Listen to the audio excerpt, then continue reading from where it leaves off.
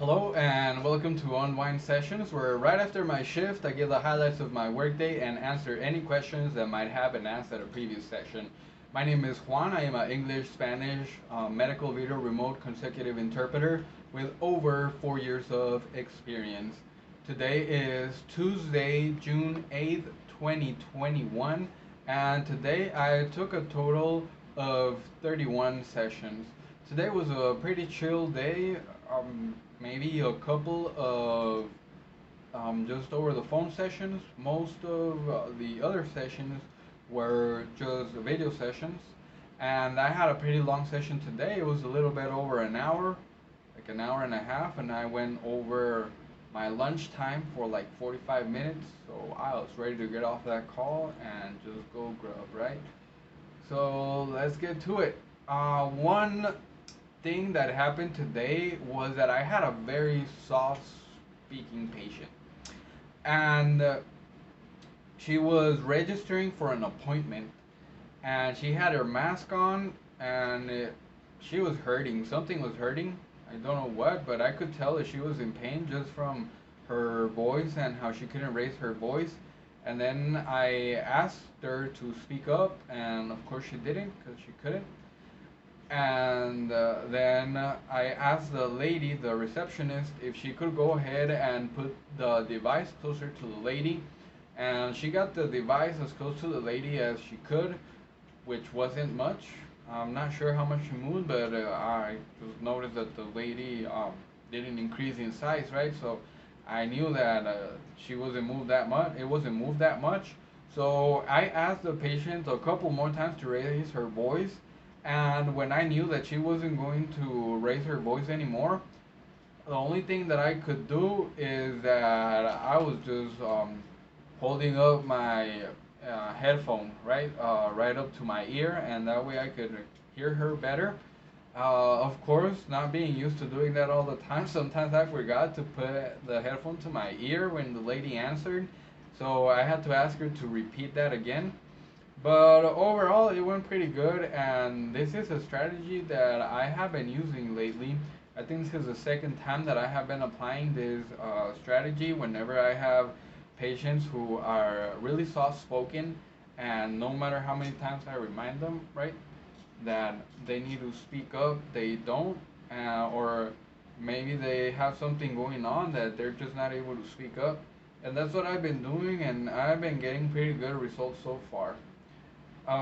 So moving on to the next part of today, uh, we have one, two, three vocabulary words, three new words. One word was actually a word that I already knew and I understood what the doctor meant, but for some reason I couldn't think of the equivalent in Spanish, and that word is harbor.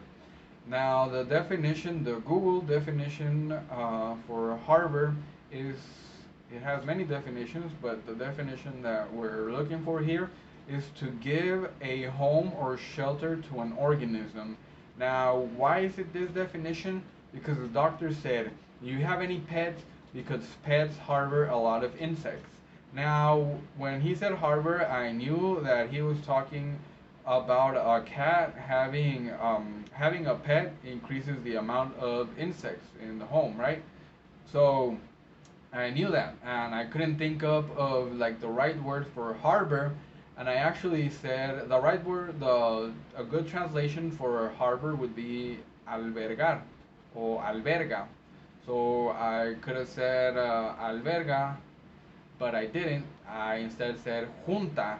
So that was actually gather. Instead of saying a pet harbors many insects, I said pet gathers many insects, which is not correct, right? You don't see a pet just gathering the insects. The pet actually just lives there and it doesn't mind, and more animals actually also live there, right, with the pet, and the pet really doesn't mind them. So the pet doesn't go out and gather the insects. It actually just harbors them. So I was wrong there, but I mean you can kind of understand. So I think For not knowing the correct word that I should have used at that time, I think I did okay. And that's just the thing. I mean, there's gonna be some times where you're not gonna know the word and you know the definition, but you're not gonna know the exact translation at that time, and that's okay. Just you can describe it like I said before, or you can use an approximation. Of course, if the approximation completely destroys the meaning of the sentence, then stay away from that.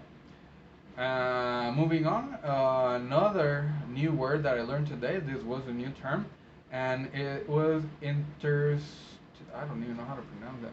Interstitial. I should have probably looked up the pronunciation before I did the video, but I forgot. I actually do that all the time when I'm not sure of how to say it.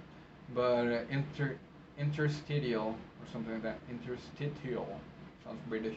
Interstitial. And the Spanish translation for that is intersticial.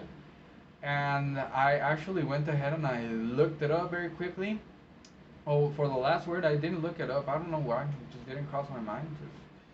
Because I was just jogging my mind trying to find an answer for it. It never crossed my mind that I could actually look it up and give a correct rendition, right? So for interstitial, I did go ahead and um, I did look it up and I found it. And the definition for that, I think this is Google definition. I'm not sure. I forgot to put that as well. All right.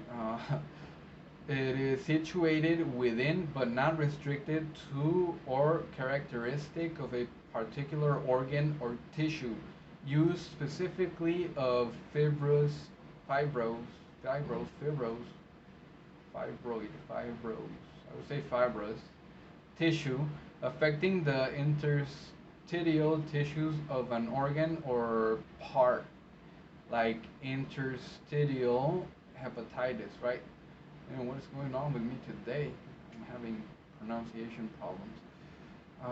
So yeah, that was a new word today, and the way that the lady used it, she was doing diabetes education. They were putting blood glucose patch, like to check the blood. It's a little patch that they put on the person's arm, and this was to check the blood glucose day in and day out all the time. And the patient asked if there was a difference like between the numbers that he would be getting from the numbers that he would be getting from a regular just finger stick blood glucose machine.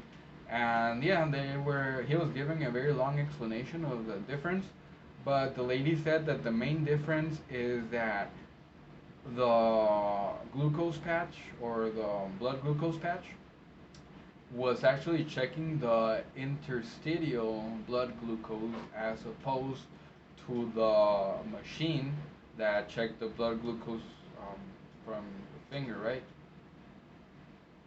I mean, makes sense. But I would guess that, I mean, interstitial is also like, I would say that it's checking both, right?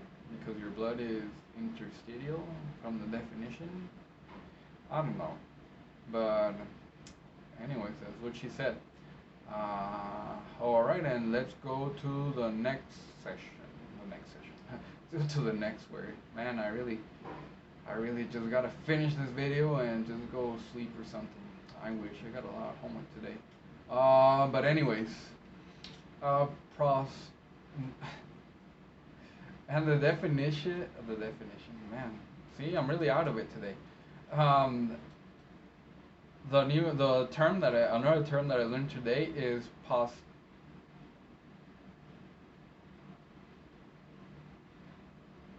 it's a hard word. Postictal state, postictal state, postictal state, and the translation for it is estado postictal. The Wikipedia definition for that is the postictal state is the altered state of consciousness after an epileptic seizure. It usually lasts between 5 and 30 minutes, but sometimes longer in case of larger or more severe seizures, and it is characterized by drowsiness, confusion, nausea, hypertension, headache, or migraine, and other disorienting symptoms. So I did not even know there was a word for that state, or that state even existed. Well, of course it existed, but it never crossed my mind that it could have a name and it could have all of these things to it, right? So yeah, that was a new term that I learned today. And that is it for my highlight. Actually, no. I have one more highlight that I actually want to talk about, but I'm gonna go more in depth into that. And the reason why I left this highlight for the end is because this is something that I have mentioned here that I have a problem with, and thanks to doing the online sessions, I was able to pay more attention to it and mind it more, and actually figure out some strategies into how to solve it and how to make it better, right? So I can be a better interpreter, because that's something that's hurting my my role as an interpreter. So what happened? It was a mother. It was a mother and a daughter that were there for an appointment, and then the doctor came in, and all of a sudden the daughter was speaking perfect English, and she was communicating directly to the doctor. And as soon as I heard this, a light bulb came on, and I said, "This is my moment to shine, right? This is my moment to actually go ahead and fix the problem that I've been working on." And I went ahead, and as soon as I said they started having the first conversation, as soon as I had a moment, I went ahead and I told the doctor, I said, "Oh, sorry, ma'am, this is the interpreter speaking. I noticed that the patient speaks perfect English. I am guessing I am only going to be interpreting for the mother. How would you like for me to interpret for her?" And then the doctor was very nice, and she said, "Oh, you know what? You are correct. Go ahead and ask the mother what she wants to do." And I went ahead and I asked the mother, and then the mother said, "Oh, well, we're just here for a cyst, so I just want to know what's going on with the cyst." And I went ahead and let the doctor know that, and the doctor said, "Okay, interpreter, then you already know what to interpret." And I said, "Okay." And of course, any conversation between the doctor and the daughter, I did not interpret unless the doctor specifically told me, "Interpreter, I'm gonna need you to interpret this." And then I got ready, and then I interpreted. But for the most part, any interaction between the doctor and the daughter, I did not interpret unless the doctor told me to, or unless I thought it was specific to the cyst. And since the mother was interested in that information, then I went ahead and gave it to um, the mother, right? And I really like this session because it, first of all, it let me know, like I was not guessing like I used to, right? Because if this would have been me before, what I would have done is I would have just let them go at it, right? The mother and patient and doctor having a conversation, and me just trying to guess if I should interpret it or not, and then just interrupting the conversation between the doctor and between the patient, and it was just a big mess. Sometimes it got bad, and I didn't do anything for it. But this time, since I already knew that it was a problem and I'm trying to work on it, I'm trying to fix it, I was able to actually manage the situation before it got out of hand, before it even started. As soon as I noticed it, I got in there, and then they told me what I should interpret, and the session just went smoothly. Like, it went awesome. So, of course, I'm working on it. So the next time that this happened, I am going to do it again, and in more difficult situations. For example, a difficult situation for me is when the LEP actually speaks perfect English or very good English. That is the point that I don't ask either, but I am going to start doing it. And I will fill you in on the progress like I did today.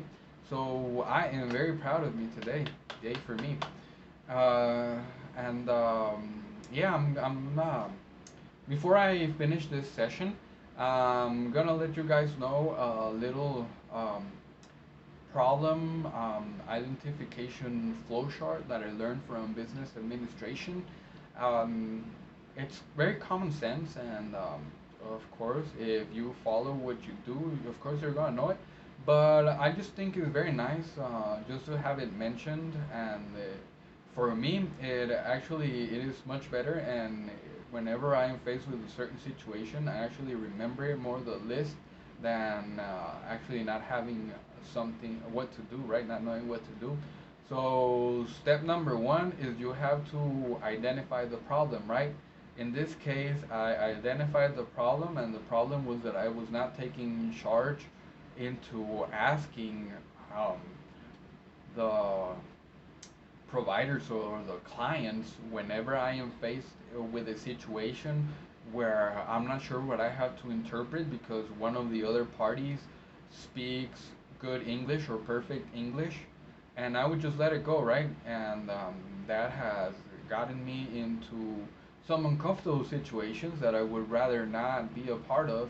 So that's why I'm working in changing that. So that was number one problem. I was getting myself into the situations and figure out the cause. Well, the cause was that I wasn't taking charge, right? I wasn't taking the lead as to asking what they wanted me to help with, right? I just sat there, and in case I thought or I was given an explicit instruction to actually give an interpretation, I wouldn't do it, right? And I just assumed everybody understood and everybody was happy, but I ran into some problems, so that was the cause. The cause was not asking. And strategies, okay, so now figure out the problem, figure out the cause, figure out, think of some strategies, test the strategies, then um, get the results, analyze the results, and if you had a satisfactory response, then you did it.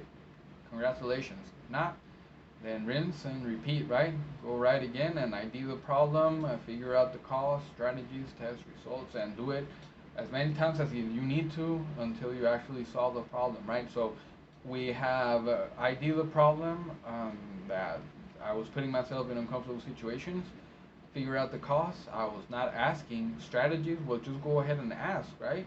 Whenever you whenever I notice that this is going on, then it seems easy. I don't know why I didn't do it before. Uh, just go ahead and ask, right? Ask, well, what do you want me to do? Um, if the patient speaks perfect English, do you want me to stay? Do you want blah blah blah, whatever, you know? But just ask, so they will let you know, and then just test the results. Like I tested today, I went ahead and did it, and yeah, the results were positive, so it works. So I'm gonna continue doing this, and I am very proud of myself for that, and I am improving, and that's thanks to these sessions because I never really paid much attention to that before, and I thought I was great, but these sessions have really helped me. Like just to focus more on everything that I do as an interpreter. And one last thing before I go, for example, when I started the online sessions, I thought it was gonna be easy. I thought it was gonna be easy because there's something different happening every day, and there's always something to talk about. And I thought there would always be something to talk about, but it turns out that there's sometimes that it's just a really straightforward day, no challenging situations or anything, and that is something that I never noticed before. I never noticed that before doing online sessions, of course, because I was not paying attention to it, right? I just finished my shift and I was done with my shift. I was ready to go on to the next thing. But now that I am consciously uh, taking note of things that happen. Sometimes things don't happen, and then I don't have anything to talk about, and sometimes it's hard. But yeah, I mean, I think I'm doing a good job, and I hope that I can continue finding interesting topics and things to talk about. And of course, help is always appreciated. You help me to find a topic to talk about, and I help you, right? gathering information about the topic and letting you know information that you didn't know, or hopefully you didn't know about that topic.